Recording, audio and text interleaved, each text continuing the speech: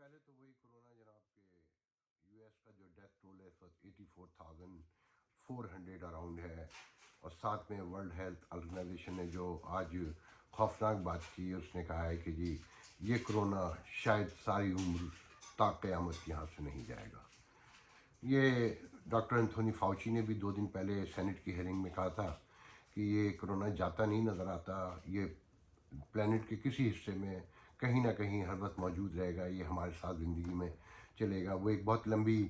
Saint hearing تھی، کوئی around 6 آور کی، اس میں فاؤچی نے بہت بلنٹلی بہت اسٹرانگلی یہ کہہ دیا ہے کہ لاک ڈاؤن ٹوٹے گا تو ڈیتھ ٹول بھی بڑھے گا، پیشنٹ بھی اس کے بڑھیں گے، اور ابھی گائیڈ لائن بھی نہیں آئی ہیں، اور تقریباً امریکہ 3-4 اسٹیٹ کو چھوڑ کر کھل چکا ہے، اور آج میں نیو یارک میں بھی باہر نکلا ہوں، بہت بڑے پیمانے پر لاک ڈاؤن یہاں بھی ٹوٹا ہوا ہے آلموسٹ۔ یہ شاپنگ مال وغیرہ تو بند ہیں، مگر تقریباً باقی چیزیں کھلی ہوئی نظر آتی ہیں، ریسٹورنٹ بلا شبہ بند ہیں، مگر لوگ بہت بڑے پیمانے پر باہر آ چکے ہیں، آج ویدر بھی ٹھیک ہے تقریباً۔ تو یہ سچویشن ہے۔ سب سے جو 2-3 چیزیں اہم ہیں، یہاں گروسری کی قیمت آسمان پر باتیں کرنے لگی ہے، جو خرد و نوش جنہیں ہم کہتے ہیں، انڈے، ڈبل روٹی اور دال چاول سے لے کر باقی ساری چیزیں، کہتے ہیں 50 ایئر میں اس سے پہلے کبھی اتنی مہنگائی نہیں ہوئی، جو اور شارٹیج ساتھ میں ہو رہی ہے۔ خاص کر سینیٹائزر تو آلموسٹ غائب ہی ہو گئے ہیں۔ میں 3-4 دن سے لائسول ڈھونڈ رہا ہوں کہ گاڑی میں نے دکھانی ہے، مگر میں ڈر رہا ہوں کہ اگر میں گاڑی دکھانے جاؤں گا تو لازمی بات اس میں میکینک اندر آئے گا تو اس کے بعد اسپرے کرنا ہوتا ہے، تو وہ مجھے ابھی تک نہیں مل سکا ہے۔ ساتھ میں ایک دردناک خبر شیئر کروں گا، میں شاید وال اسٹریٹ میں، یا مجھے اب اتنا یاد نہیں، کوئی اتنے نیوز پیپر پڑھتے ہیں کہ پتہ ہی یاد نہیں رہتا، کہ ایک میں خاص کر یہ کہانی یوں سنانا چاہتا ہوں کہ پاکستانی لاک ڈاؤن کو امپورٹنس نہیں دے رہے اور کرونا کو آلموسٹ مذاق کے طور پہ لے رہے ہیں۔ میں نے جو پاکستانی میڈیا میں دیکھا ہے کہ مائیں چھوٹے چھوٹے بچوں کو گود میں لے کر شاپنگ کے لیے عید کی نکلی ہوئی ہیں۔ انہیں یہ نہیں پتہ کہ صرف نیو یارک میں مور دین 100 چلڈرن جو ہیں وہ کرونا وائرس کے شکار ہیں، 4 ڈیتھ ہو چکی ہیں۔ ایک کنٹکی میں میرے خیال میں میں نے دیکھا ہے کہ ایک کیس آیا ہے بچوں کا سامنے، اور بہت ہی سیویئر قسم کے پرابلم ہو رہے ہیں بچوں کو۔ تو پلیز مائیں کیئر کریں۔ میں واقعہ جو سنانا چاہتا ہوں یہ ہے کہ ایک فیملی، اسپینش فیملی، اسی لانگ آئلینڈ کے ہاسپٹل، لانگ آئلینڈ ہاسپٹل کا واقعہ ہے کہ والد کا انتقال ہوا، ماں، 2 بہنیں اور 23 سال کا بیٹا، سب کو ایک ساتھ پازیٹیو کرونا تھا۔ والد کا انتقال ہوا تو بیٹے نے باپ کی ڈیڈ باڈی میں ہاتھ رکھ کر کہا کہ father we'll see you in heaven, روتے ہوئے۔ تو اس کے 8 دن کے بعد بیٹے کو بھی سیویئر قسم کا کرونا ہوا، اور جب یہ اس نے تاریخی جملہ کہا، اس کے 16 دن کے بعد دونوں باپ بیٹوں کی ایک ساتھ بریل ہوئی، ایک ساتھ تدفین ہوئی۔ تو یہاں یہ سچویشن ہے، اور نیو یارک ٹائم نے آج اسٹوری دی ہے، کل کی اسٹوری میرے خیال میں مگر آج زیادہ ڈسکس ہو رہی ہے، کہ صرف 1/3 جو ڈیتھ ہیں وہ نرسنگ ہومز میں ہیں، جہاں بوڑھے رہتے ہیں، اوور ایج لوگ رہتے ہیں، بیمار لوگ زیادہ رہتے ہیں۔ تو اتنا وائرس وہاں اسپریڈ ہوا، کمزور لوگ تھے، تو 1/3 جو ڈیتھ ہے، ڈیتھ ٹول ہے 84,400، اس میں سے 1/3 جو ہے صرف بوڑھوں کا ہے۔ اس کے ساتھ 70 لاکھ لوگ جو ہے نا ہیلتھ انشورنس اب تک کھو چکے ہیں، 3.5 کروڑ کے قریب ان امپلائمنٹ ہے، اور ایکسپرٹ یہ کہتے ہیں کہ اس میں سے اراؤنڈ 42-45% جابس کبھی واپس ہی نہیں آئیں گی۔ اور ان امپلائمنٹ انشورنس اپلائی کا خود یہ حال ہے، میں نے کی اپلائی، تو کالیں کرتے رہیے، جیم پیک پڑی ہوئی لائنیں، تو ہو جائے گا مگر ٹائم لگتا ہے۔ جاب دوبارہ کب واپس آئیں گی، نو بڈی نوز۔ یہاں سچویشن یہ ہے۔ بہرحال اس کے ساتھ میں آپ سے ایک امپورٹنٹ دلچسپ خبر بھی آپ سے گفتگو شیئر کرتا چلوں کہ آپ نے سنا ہوگا کہ یہ پاکستانی وزیٹر یہاں آئے ہوئے ہیں، جو ان کو اسپیشل فلائٹس پاکستان لے کر جا رہی ہیں۔ 2 فلائٹ تو جا چکی ہیں، آج تیسری جا رہی ہے،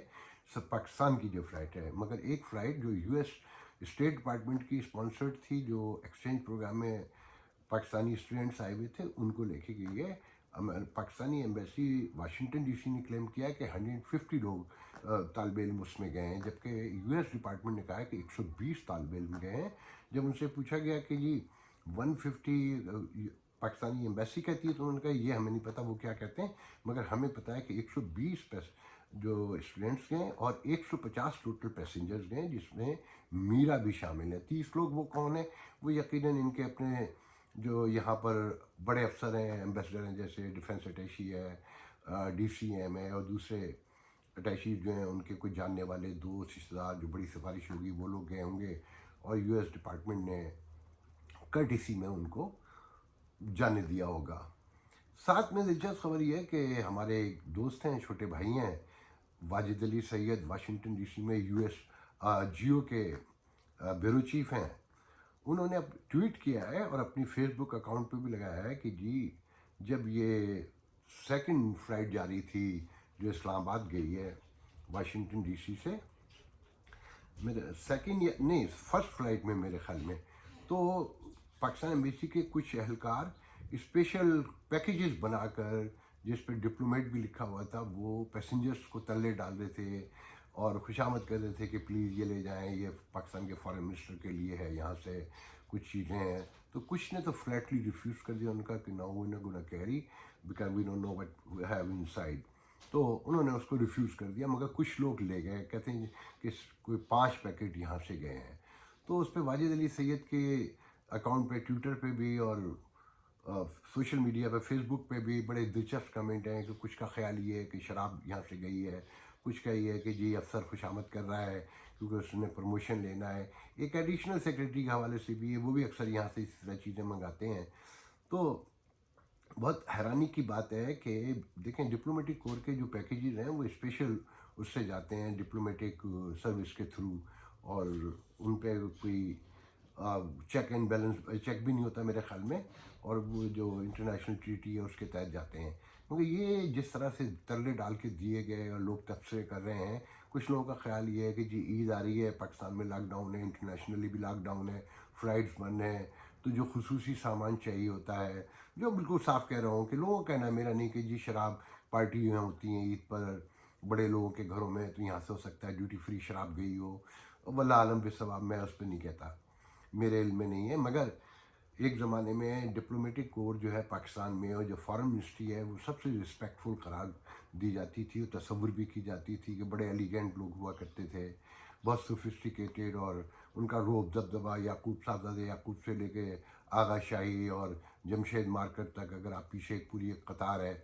تو ان کا ایک بڑا واقعی اخبار میں ان کی تصویر بھی چھپتی تھی، تو لوگ بہت ہی مروب نظروں سے ان تصاویر کو بھی اسپیشلی دیکھا کرتے تھے۔ اب یہ حال ہے کہ جی ترلے ڈالے جا رہے ہیں اور لوگ مذاق اڑا رہے ہیں۔ خیر، دوسری ایک اہم خبر یہ ہے کہ جی واشنگٹن ڈی سی میں وائس آف امریکہ کے کچھ لوگ جو ہے نا، پاکستان میں پی ایف یو جے جو پاکستانی جرنلسٹ ایسوسیشن ہے، اس کے 2 ٹکڑے ہیں، ایک کو کراچی میں ایک چیٹر کو جمالی نام کا آدمی وہ چلاتا ہے، جس کے بارے میں گوگل پہ بہت کچھ بھرا ہوا ہے، اور یار دوست بھی سناتے ہیں کہ وہ ٹپی کا زرداری صاحب کے اسٹیپ برادر کا فرینڈ مین تھا، اس نے پاکستانی صحافیوں کے نام پہ، کراچی سندھ کے صحافیوں کے نام پہ زمین شمین بھی لی، بینک سے لون شون بھی لیا، کھا گیا، اور ملٹائی ملینر ہے وہ، اور کسی اخبار میں نہیں ہے، کسی چینل میں نہیں ہے بظاہر، مگر ٹریڈ یونینز بن کے، جو لیڈر بن کے ہر فیلڈ میں ہمارے یہاں ماشاء اللہ سے لوگ وہ ہوتے ہیں۔ تو یہاں پر ان کے کچھ لوگ ہیں جو باقاعدہ مہم چلا رہے ہیں کہ جی پلاٹ دیں گے، خوشخبریوں کی اطلاعات دی جا رہی ہیں کہ بس جلد خوشخبری آنے والی ہے۔ اس سے پہلے نیشنل پریس کلب اسلام آباد یہاں پر پلاٹوں کی لالچ لے کر آیا تھا، اور یہاں پر کہ کریڈیشن دیں گے، پارلیمنٹ میں جانے کا راستہ دیں گے، فلانا کریں گے۔ میری اس پہ ہنسی نکل جاتی تھی، اکثر میں لوگوں سے کہتا تھا کہ جو پیور جرنلسٹ ہیں، جو واقعی جرنلسٹ ہیں، انہیں ان چیزوں کی ضرورت نہیں ہوتی، اور جو جعلی ہوتے ہیں ان کو یقیناً ہوتی ہوگی۔ تو پلاٹ جو ہے نا بہرحال بانٹے جا رہے ہیں، مگر ان پلاٹ میں سنا ہے کہ جو اردو سروس کے چیف ہیں کوکب فرشوری، اور جو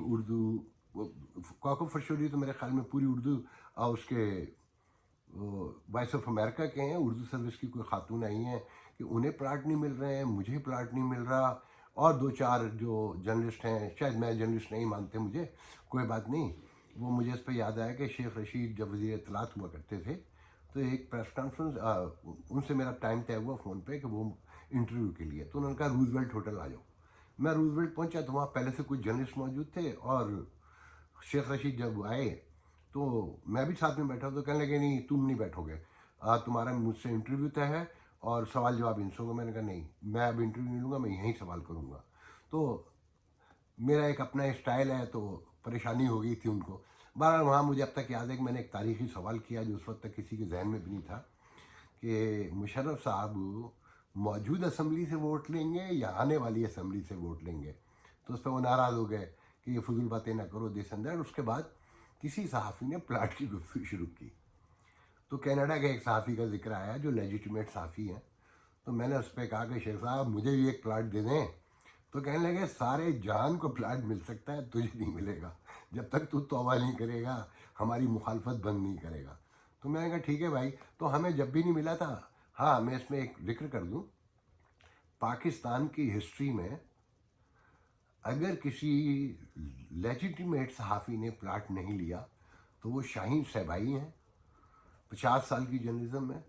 और एक मैं तो खैर बहुत पहले वहाँ से छोड़ आया था, मगर एक मैंने कभी प्लाट नहीं लिया। बाकी तकरीबन जो लोग इस वक्त प्लाट की मुहिम चला रहे हैं वो पहले ही एक एक दो दो प्लाट खा चुके हैं और अब वॉइस ऑफ अमेरिका दिखाकर प्लाट ले रहे हैं। और कुछ का कहना है कि वॉइस ऑफ अमेरिका के ताउन से जो है ना यहाँ प्लाट बांटे जाएंगे। तो भाई एक हमें भी दे दे, हम भी अपना नाम लिखवा लें कि हमें भी प्लाट मिला था। बहरहाल ये गुफ्तगू जारी रहेगी इंशाल्लाह नेक्स्ट किसी वीडियो में। अल्लाह हाफिज़।